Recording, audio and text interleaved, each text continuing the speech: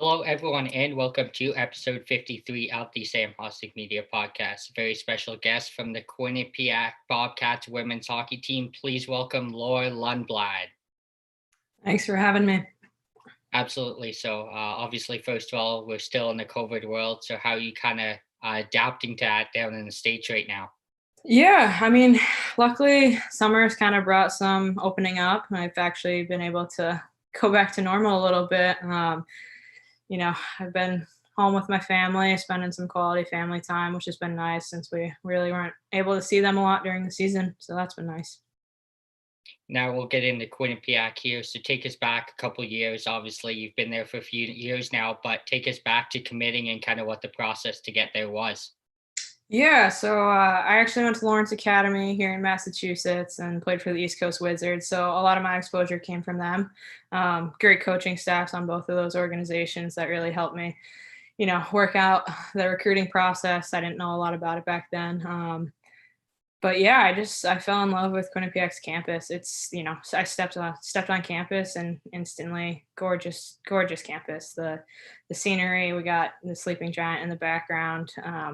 Kind of a small feel, which is really nice. Feels like everyone really gets to know each other. So fell in love with that. Talked to the coaches a little bit, watched a practice. At the time they were really good ECAC championship they were coming off of. So kind of fell in love and thought that was the place to be.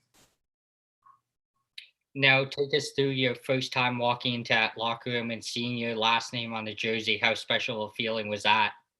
Yeah, it's definitely a surreal feeling. You dream of being in that position as a kid growing up. You always wanted to play college hockey, and you walk in there, and it's kind of a dream come true. Quinnipiac has a really special thing we do with jerseys too. You don't touch the jersey and put it on until your big sister actually gives it to you, literally a few seconds before your first game. So throwing that jersey on over your head is a really cool moment, especially definitely something I won't forget. Now, take us through the moment you're walking out to the ice as a Bobcat. Were the nerves going? What were the nerves kind of going through your head for that? Again, just definitely another surreal feeling. Our graphics team at Quinnipiac is unbelievable. So the pregame video, we're always all staring up at it, watching, and it's special. You're a part of history there. So as a freshman walking out, you're taking your first steps into 4 years and hopefully carving a name out for yourself. And you get on the ice, and from there, all good things. Now, take us through your first NCAA goal. What was going through your head as soon as it went in the net? Yeah, we were up at Dartmouth. It was, I think actually after Christmas break, I was really snake bit and it was driving me insane. Hadn't gotten a first goal yet and had been so close on quite a few. So, really nice play. Actually, some great passing from my line mate that actually was my line mate for all 4 years, but kind of got a nice deflection, backhand tip that went in. And I was just like, thank goodness, finally got the first goal. So, yeah. Now, going into this year, obviously a COVID year, how different was it playing with all the restrictions and stuff?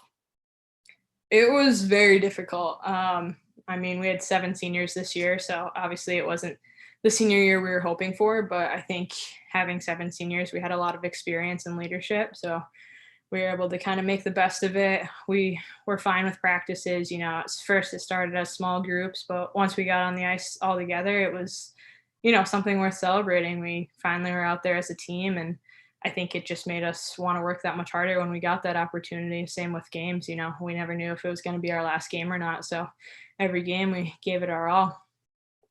Now, obviously, this year was different than before. In the last couple of years, you obviously had your opponents and you knew the games were coming up. But at any point this year, did you guys really think, oh, is this game even going to happen this weekend with the COVID situations?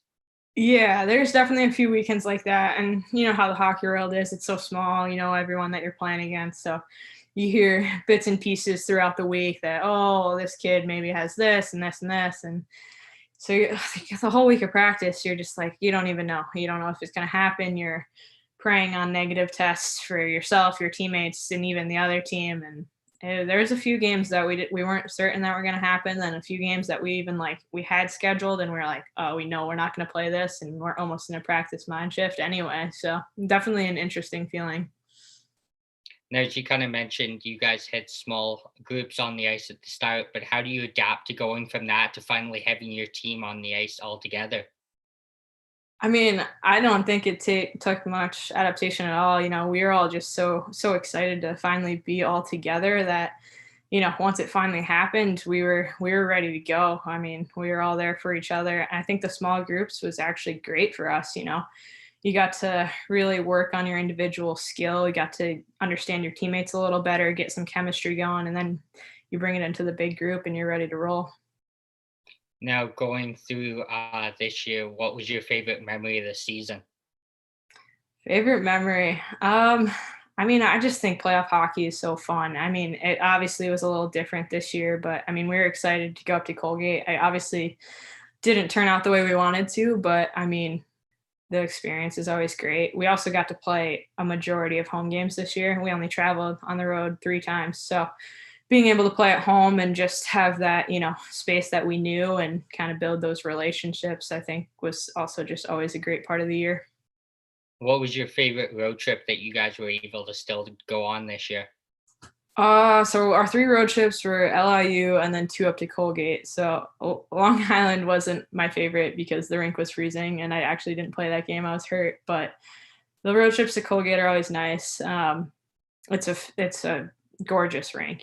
I don't like playing in it. We've never had good luck there, but the road trip itself is always fun. And getting on the road this year was actually an exciting factor too, since we hadn't done it very much. Now, going through your whole time at Quinnipiac, what are your favorite rinks that you've been able to play in so far? I really like playing at Cornell. Cornell, they always have the stands packed. They're huge supporters of women's hockey. It's, almost as full as a men's game up there. And they're always a great competition. The game's always pretty fast and pretty close. So they're definitely a fun rink to play at. Our assistant coach is actually an alumni there too. So that always adds a little extra. And then Clarkson, big rival. So going up there is always exciting. Great atmosphere up there with the pep band and this and that. And then the other rink that we traveled out to was UMD, which was a really cool experience my junior year. Now, obviously, something that's big in women's hockey is definitely the World Championship. So, take us through when you heard that they were canceled a couple months back, and what your first kind of reaction to it was. Yeah, it was definitely disappointing. I think would be the first word that came to my mind when I heard that news. Here we're in a world of you're always comparing, and when you see the guys get this and that, it's kind of tough. You understand the actions that were taken were for the players' benefits and the health and safety, and you can never fault that. But I'm glad that they dug deeper and found a way to make it work. I'm really excited to watch it and watch some good friends playing it. So yeah. Now, we'll switch to Quinnipiac and have some fun here. So, best and worst TikToker on the women's hockey team. Oh boy. Zoe Boyd is definitely the worst TikToker on the women's hockey team.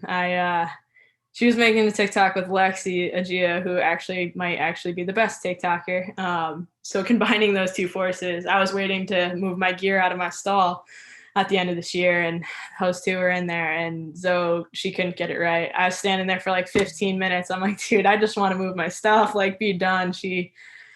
Yeah, not good in front of a camera, but Lexi and Alexa Hoskin, tons of TikTok views. They got it down. So, Loudest on the in the room and on the ice. oh, that's 2 different questions. Loudest in the room goes to Gabby Vitelli. She's a kid that brings the absolute best energy all around. Always yelling. Sometimes you're like, tone it down, but never fails to put a smile on your face. And on the ice, I mean, that could go to just about anyone on our team. I couldn't pick out a single person. I think that's one thing we really focus on. So everyone's really developed over time and has become very vocal on the ice. Funniest moment on the ice this season. This season, oh boy, let's see. That's a tough one. I know we've had, huh? I could take you back a few seasons ago, and we had initial face-off. Zoe Boyd and Kenzie Prater ran into each other right off the face-off.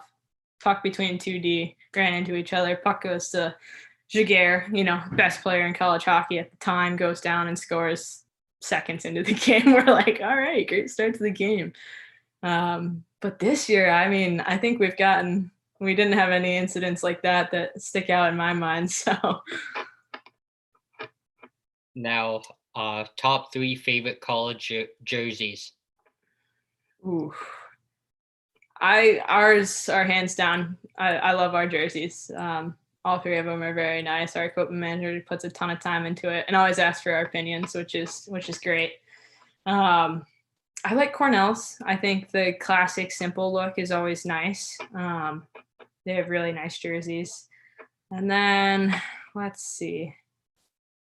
Um, I would say Clarkson. Again, another classic look that they just kind of keep changing up gradually over time. It's a good color combo too. Now, is there another NCAA team that you guys don't get to play during your season that you wish you get to face? So we were supposed to actually play Wisconsin this year, which would have been a really fun game. I know they're on the schedule for next year, which I'm looking forward to watching them play. But they would have been a great team to play against. Their rink is gorgeous. Fans are always in there, so I think that would have been a really, really cool experience. They would probably be my number one. Now, obviously, the Olympics happening next year. If you were to pick a couple men's and women's players for Team USA for that, who would it be? Oh, I mean, there's so many to choose from. I think on the women's side, Hillary Knight is just someone that's absolutely amazing to watch play. Kendall Coyne, her speed is ridiculous. The men's side, I mean, same thing. There's so many. Kane has just always been an American hero. Oshie with his shootout goals back then, that was something that comes up every year that I watch those shootout moves over and over again. I'm trying to take something from them. He goes 5 holes, so my goalies would tell you that I've taken a little something from him. That's my move. So. Now, is there a player that you kind of grew up idolizing that you try and mimic your game after? My favorite player growing up was Pavel Datsyuk. So I'm a huge Red Wings fan. I lived out in Michigan for quite a while growing up. So he was obviously a legend around there. So shifty, quick hands, had that finishing ability. So I definitely, watched him, honed in on him. I mean, he was a little past my time, but even, you go on YouTube, pull up some clips of him and his shootouts and just putting defenders on their butts, breaking ankles. So he's definitely my number one player to watch. At what age did you kind of get into hockey, and when did you kind of know it was the sport for you? Yeah, I mean, I've been into hockey ever since I was little. My brother played, so I had, stick and skates on my feet and hands ever since I was probably like 2 or 3, learning to skate at the rinks, kind of running around. I played a lot of sports growing up, so I didn't really know that hockey was the one until probably my sophomore year of high school. I was torn between soccer and hockey. My mom played soccer, so she kind of had that edge, and I liked soccer just as much. And some of the exposure for hockey definitely pushed it that way. Some of the first USA national camp selections, I was like, okay, I can go somewhere with this. So I think that in my head was kind of the switch, and kind of put more effort into hockey at that point. Now, do you have a favorite memory from an NHL game that you kind of went to growing up? So I've seen all Red Wings games. I've actually never seen them play at home though. So only on the road. I've gone living out in Boston now. I've been to a fair amount of Bruins games where they're playing the Red Wings. And then we were on spring break down in Fort Lauderdale a few years back, and caught me and my teammate Grace Markey actually caught a Florida Panthers game down there that were playing the Red Wings. So that was definitely a fun one to go to. I mean, my mom was there with us. Grace was with us, who's also obviously a Red Wings fan. She's from Michigan. And then one of our old goalies was also there, from Michigan. We happened to run into her. So all 3 of us down there in Florida cheering on the Red Wings doesn't happen often. They're 2 worst teams in the league at that point too. So it was a good game to go to. I'm sure the Panthers will be happy that you guys were there supporting. They don't get Oh, good, yeah. good crowds the last couple of years for sure. So it's always good to see the road fans go to there. So obviously, as a Red Wings fan, no playoffs this year, but who's your favorite team to watch in the Stanley Cup playoffs right now? Oh, that's a good question. I my bracket got busted early. I had the Avs going all the way, so that was a bit of a disappointment. But I think the goalie battles are just fun right now. Fleury's been playing well. Carey Price is having probably the postseason of his life right now. I like the Islanders. I have a lot of friends that are Islanders fans, and they're putting together a really good run. Besides for last night's game, that was a little interesting. And the Habs, they've been putting together a run that no one would expect, so they're pretty fun to watch. I don't think I even have one team that I'm rooting for at this point. Just a fan of the game at this point. Now, what's the best advice you can give to a freshman that's going into Quinnipiac next year? I would say just take advantage of what you have when you're there. I've, graduated looking back. I'm like, man, I wish I put as much work as I did in freshman year that I did this year. And the difference is it could make, there's so many smart people working at that institution, from our strength coach to our nutritionist to, it never stops. The list goes on and on. So just picking brains, learning from the older kids, all that, just every day being a constant learner and growing with the game every single day. Now, obviously, with you graduating college, what's the best advice you think that you know now that you wish you had given to your younger self while playing hockey? I think I would just say it doesn't last. So just, take the moment to appreciate it, really get to know your teammates. Out in the real world now, you're never going to have that group of, 25 girls that will always be there for you every day and put a smile on your face. So definitely take advantage of that. And again, same thing, just go to work. It's 4 years of your life that if you really work hard on, you're going to make a name for yourself. And after that, you have the rest of your life to do whatever. Now, after graduating, what's kind of next for you in life? Or do you kind of get a senior season like most athletes are kind of getting after COVID? Yeah, we had the option of a fifth year. I decided not to take it. I'm actually pursuing some offers overseas at the moment. So it looks like I'll be overseas next year with one of my other teammates at the time. So looking forward to that. I got to make sure it comes all the way through. But yeah. And if that offer does, have you ever been overseas and what's your kind of experience of being over there? Yeah, I have played overseas actually. I played in a tournament when I was really young, I think like 13 or 14 in Sweden, with the Slex team, and it was awesome. Again, it's an experience with hockey. You combine those two things, the traveling and getting to play the game you love. There's really nothing better. That's what enticed me about, the situation of going over there. I'm like, you get to play hockey for another year while traveling the world and seeing new things. It doesn't really get much better than that. Absolutely. Now we're obviously a couple months away from the Women's Worlds obviously happening. They're finally getting to go in Calgary this year in August. But what's your prediction there? Who do you think's going to come out on top there? I gotta take USA, just home nation. I know they've been putting in the work, so I'm hoping to see them succeed again. Absolutely. Now, what's your favorite goal that you were able to score during your time at Quinnipiac?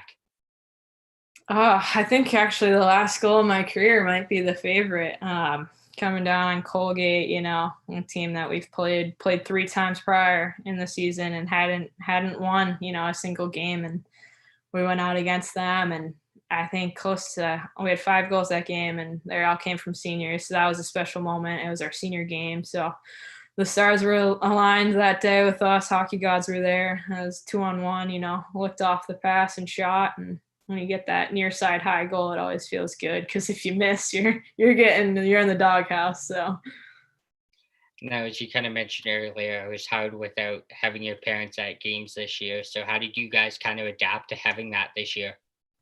yeah, it was definitely tough. I mean, all of us are pretty close with our family for the most part. We know that their parents will drive 8 hours to come down and watch the game and support and go to dinner after and get that good family time, which is nice. So it was definitely a difficult adjustment. But our again, our staff does a great job of being able to get the stream up and running and make sure the parents are involved. And senior night, they sent in videos for us instead of being there, which was great. So, I mean, it worked. It's not what we wanted, but to get to play is the most important thing. So. Absolutely. Now, obviously, as a graduate, I'll give you a chance here to thank some people at Quinnipiac who really helped you over your 4 years. Yeah, I mean that list is endless. It's the coaching staff, for putting in the extra time with me on the ice. Strength trainer, I couldn't touch my toes before I went into Quinnipiac, and suddenly learned how to do that. Our trainer that kept my body in pieces. All the professors that have led me to where I am today, and everyone else there. I mean, the list again, like I said, is endless. So many facilities workers behind the scenes that do a great job to give us the position we're actually in. So we're very fortunate. Now, here before we wrap up, obviously yesterday was Father's Day, so I'll give you a chance here to give a shout out to your dad, who I'm sure has been a big influence for you in your hockey career. Yeah, absolutely. I mean, he inspired me from a young kid. He's actually no longer with us, which is an extra spark every day. You play for him. I go out there, and he's my number one fan. So there's no doubt he sparked my hockey interest.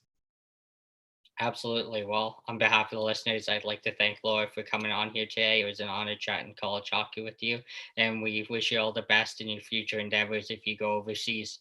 Thank you so much for having me.